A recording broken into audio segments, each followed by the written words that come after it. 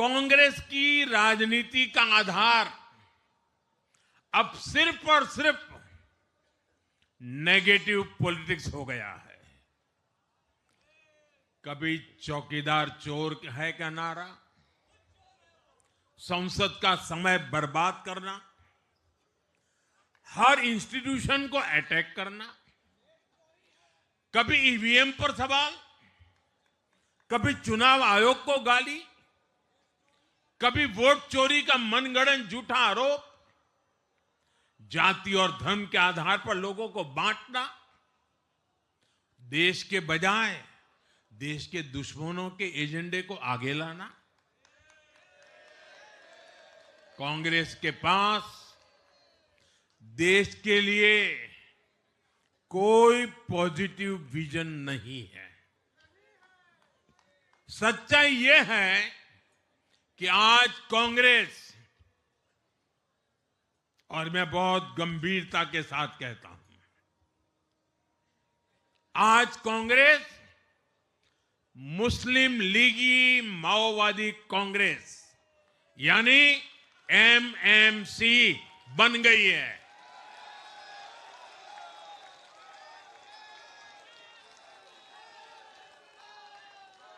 ये कांग्रेस मुस्लिम लीगी माओवादी कांग्रेस है, ये एमएमसी है।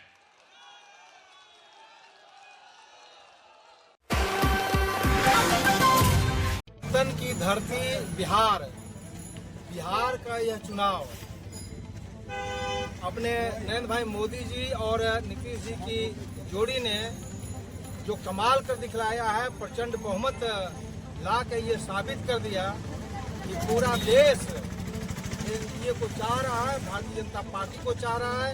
और भारतीय जनता पार्टी के नेतृत्व में, अपने नरेंद्र भाई मोदी जी के नेतृत्व में जो बिहार में जो कमल का फूल और एनडीए का गठबंधन की जीत हुई है, इसका श्रेय अपने भारतीय जनता पार्टी के एक एक कार्यकर्ता, एक एक नेता, एक एक संगठन के सारे लोगों पर को जाता है, वहाँ की बदलाव चाहने वाली जनता को जाता है।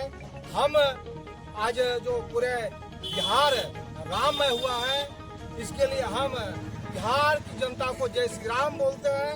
अब ये तो कहिए कि बिहार एक झांकी है, अभी झारखंड और बंगाल बाकी है। आने वाले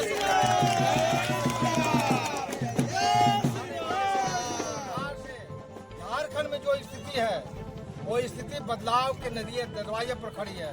और साथ ही साथ ये चुनाव ये दर्शाता है कि जितनी गालियां पप्पू जी कांग्रेस के कहिए कि नेता, पप्पू यानी समझ रहे हैं आप लोग पप्पू कौन है, और कि ये तेजस्वी का आपका जो ये था वंशवाद था, अब खत्म हो गया है।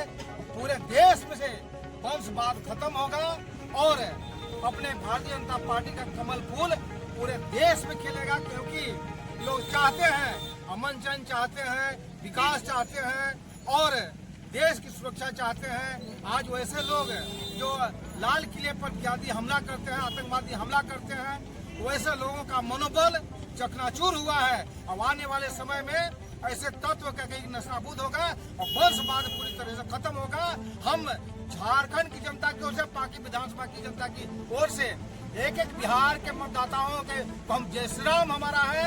और आने वाले समय में जो बदलाव का आपने नारा दिया है, बदलाव का शुरुआत किया जाए, बदलाव का बिल्कुल चुका है, या पूरे देश में यह बिल्कुल ऐसे सुनाई देगा और पूरे देश में भारतीय जनता पार्टी के नेतृत्व में सरकार बनेगी, एनडीए की सरकार बनेगी। हमारी ओर से बहुत बहुत जय श्री राम मोदी जी को, पर भारतीय जनता पार्टी के कार्यकर्ताओं को जय श्री राम।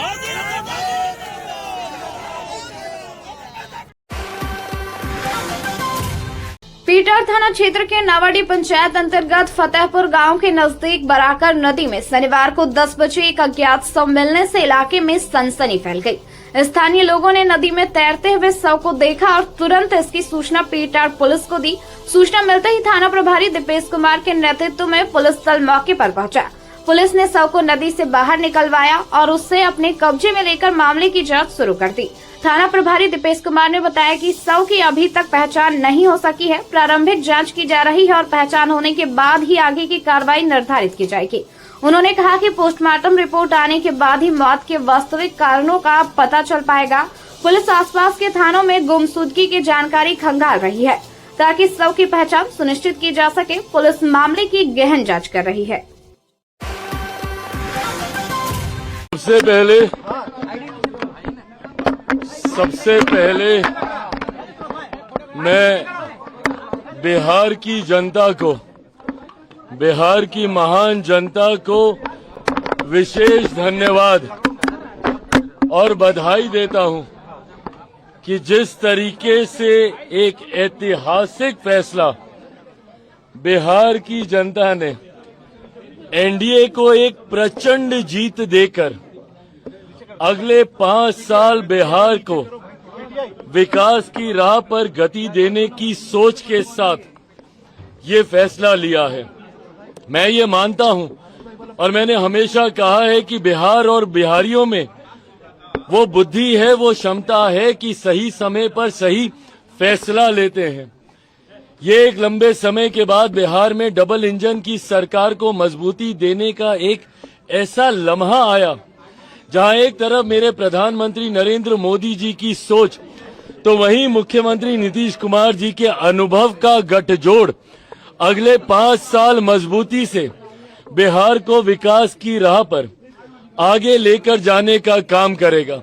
ऐसे में बिहार की जनता ने एक मजबूत ऐतिहासिक फैसला लेते हुए जो विश्वास इस डबल इंजन की सरकार हमारे एनडीए के गठबंधन पर जताने का काम किया है, मुझे लगता है कि इस एक जवाब ने कई सवालों के ऊपर पूर्ण विराम लगाने का काम किया।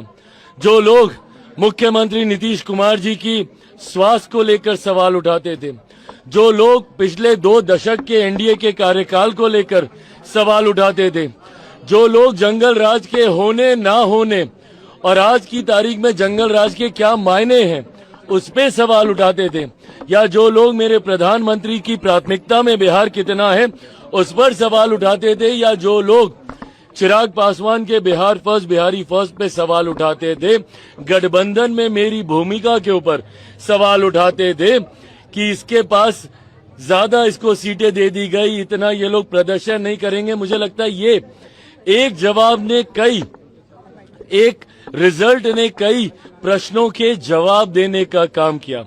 पर मैं मानता हूं कि अब यहीं से जहां एक तरफ मैं बिहार की जनता का धन्यवाद करता हूं, तो ये कतई संभव मेरे प्रधानमंत्री नरेंद्र मोदी जी के बिना नहीं हो सकता था। जिस तरीके से प्रधानमंत्री ने पिछले साल सवा साल में जब से तीसरी बार केंद्र में हमारी सरकार बनी है तब से लेकर अभी तक जिस तरीके से उन्होंने निरंतरता में बिहार आकर बिहारियों को प्राथमिकता में रखकर लाखों करोड़ों की परियोजनाओं को धरातल पर उतारने का काम किया, और जिस तरीके से मुख्यमंत्री नीतीश कुमार जी के नेतृत्व में उन तमाम योजनाओं को धरातल पर उतारा गया। अगर मैं मेरे प्रधानमंत्री के शब्दों में कहूं तो नरेंद्र और नीतीश